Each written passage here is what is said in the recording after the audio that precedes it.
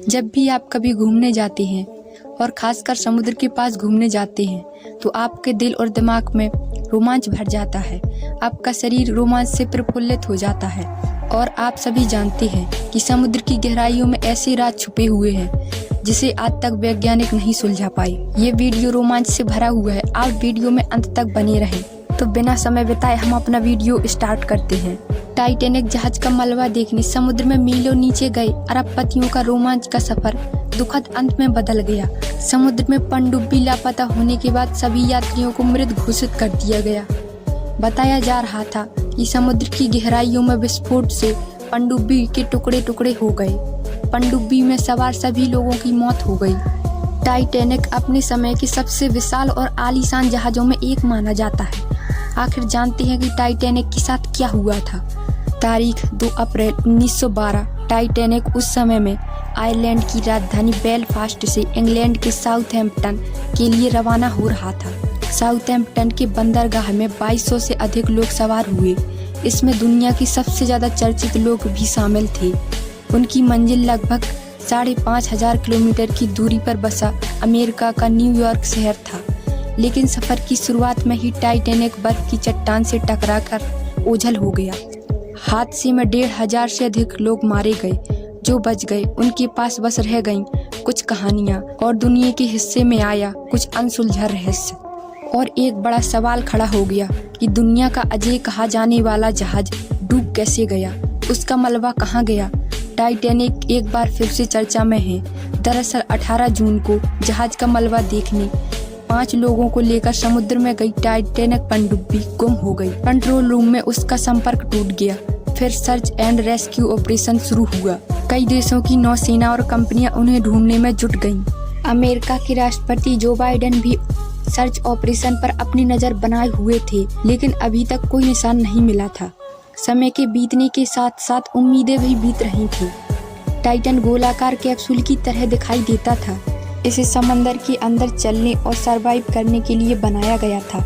हालांकि टाइटन में अब कुछ घंटों का ही ऑक्सीजन शेष बचा था। अगर उससे पहले लोगों को नहीं निकाला गया तो उनके बचने की उम्मीद घट जाएगी। आशंका ये भी बताई जा रही थी कि ये घटना भी कहीं टाइटैनिक की तरह महज एक रहस्य न बन जाए। आखिर टाइटैनिक जहाज टाइटैनिक कैसे बना, इसके पीछे की वजह क्या है। कहानी 1900 दशक में शुरू हुई थी। उस वक्त ब्रिटेन में जहाज बनाने वाली कंपनियों के बीच जंग चल रही थी। एक कंपनी थी व्हाइट स्टार लाइन। इसका कारोबार एक मशहूर बेकीजी मॉर्गन के पास था।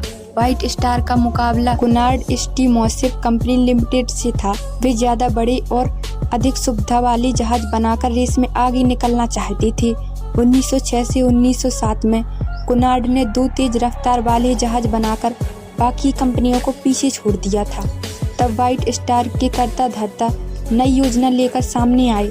उन्होंने स्पीड की बजाय साइज और फैसिलिटीज पर ध्यान दिया और फैसला किया कि इसके तहत 3 नए जहाज बनाए जाएं। इस सीरीज में पहला जहाज 1911 में पानी में उतारा गया। इसका नाम था ओलंपिक। ये प्रयोग बहुत सफल नहीं हो सका। सितंबर 1911 में ये एक मिलिट्री शिप से टकरा गया। जांच में पता चला कि गलती ओलंपिक की थी। 1935 में इसे कबाड़े में बेच दिया गया। सीरीज का तीसरा जहाज था ब्रिटेनिक। उसे 1914 में लॉन्च किया गया था। ये वर्ल्ड वॉर के दौरान डूब गया। व्हाइट स्टार लाइन के लिए जिस जहाज ने सबसे बड़ी सुर्खियां बटोरी थी वो थी टाइटैनिक। ये कई मायनों में बाकी जहाजों से अलग थी। टाइटैनिक की कुल लंबाई 882.75 फीट की थी। उस समय तक इससे लंबा जहाज नहीं बनाया गया था। इसको बनाने में $75 लाख लगे थे। अभी के हिसाब से 4 करोड़ यानी लगभग 350 करोड़ टाइटैनिक को बनाने में लगे थे। कुल क्षमता 300 से अधिक लोगों को लाने की थी। टाइटैनिक मार्च 1912 में बनकर तैयार हो गया था। 10 अप्रैल 1912 को ये अपनी पहली ट्रिप यानी साउथहैम्पटन से न्यूयॉर्क के लिए निकला। इसमें 2200 से अधिक लोग सवार थे। पैसेंजर की सीट 3 क्लास में बटी हुई थी। इसका जोर शोर से प्रचार किया जा रहा था। विज्ञापनों में उसे क्वींस ऑफ द सी यानी समुद्र की महारानी बताया जा रहा था। न्यूज़पेपर्स और मैगजीन में लिखा गया था कि टाइटैनिक कभी नहीं डूब सकता है। टाइटैनिक में बहुत सारी सुविधाएं भी दी जा रही थी, जिसके बारे में कोई सोच भी नहीं सकता था। इसी वजह से टाइटैनिक बहुतों के लिए तो पहेली की तरह ही था। ये पहेली 14 अप्रैल की रात और गहराने वाली थी। रात के 11:40 पर जहाज बर्फीले चट्टान से टकराकर डूबने लगा। उसने बाहर से मदद मांगी, लेकिन 3 घंटे बाद ग्राउंड से संपर्क टूट गया। 10 मिनट बाद इसमें पानी भरने लगा और ये समुद्र में डूबने लगा। जब तक मदद पहुंची तब तक 1500 से अधिक लोगों की जान जा चुकी थी। जहाज 2 टुकड़ों में बंटकर समुद्र में समा चुका था। मलबा 600 वर्ग किलोमीटर के दायरे में फैल गया। ये मलबा क्रैश वाली जगह से लगातार ड्रिफ्ट करता रहा। इसके चलते इसे लोकेट करना आसान नहीं था। समय के साथ साथ कई खोजियों ने मलबे ढूंढने की कोशिश की, लेकिन हर बार हार ही सामने आई। फिर आया सितंबर 1985। यूएस नेवी के अफसर डॉक्टर रॉबर्ट बटलर एक खोजी जहाज के अंदर अपने कमरे में किताब पढ़ रहे थे। तभी उनके दरवाजे पर दस्तक हुई। जहाज के रसोइये ने उन्हें कंट्रोल रूम में चलने के लिए बुलाया। जब रॉबर्ट की नज़र कंट्रोल रूम में लगी टीवी की स्क्रीन पर पड़ी तो उनका चेहरा सन्न रह गया। स्क्रीन पर टाइटैनिक का एक हिस्सा दिख रहा था। 73 साल बाद टाइटैनिक मिल चुका था। आपके मन में सवाल खड़ा हो रहा होगा कि आज हम आपको टाइटैनिक की घटना क्यों बता रहे हैं। जैसा कि हमने आपको वीडियो की शुरुआत में ही बताया था कि इस मलबे को लेकर रोमांच और रहस्य हमेशा से बना आ रहा है। इसी कड़ी में कुछ कंपनियां लोगों को मलबा दिखाने के लिए ट्रिप का आयोजन करती हैं। ऐसी ही एक कंपनी है ओशन गेट। कंपनी की वेबसाइट के मुताबिक इसने पहली ट्रिप 2021 में आयोजित की थी। ओशन गेट कैप्सूल जैसी दिखने वाली पनडुब्बी चलाती है। जो पनडुब्बी गायब हुई थी उसका नाम टाइटैनिक था। इसकी साइज छोटी कार के बराबर थी। लंबाई लगभग 7 मीटर की थी। इसकी क्षमता 5 लोगों को ले जाने और लाने की थी। ये कार्बन फाइबर से बनी हुई पनडुब्बी थी जो न्यूफाउंडलैंड के सेंट जॉन्स से यात्रा शुरू करती थी और मलबे तक ले जाती थी। टाइटन में सामने की तरफ पारदर्शी खिड़की लगी हुई थी। इसमें बैठने के लिए कुर्सी नहीं लगी हुई थी, फर्श पर ही बैठना पड़ता था।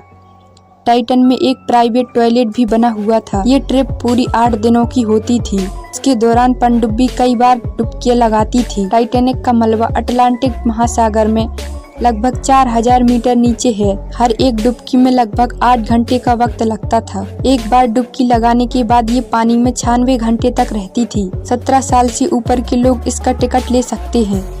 एक टिकट की कीमत लगभग 2 करोड़ रुपए है। इसको बाहर से किसी दूसरी पनडुब्बी या सतह पर मौजूद जहाज से कंट्रोल किया जा रहा था। टाइटन को पोलर प्रिंस नामक दूसरे जहाज से सपोर्ट किया जा रहा था।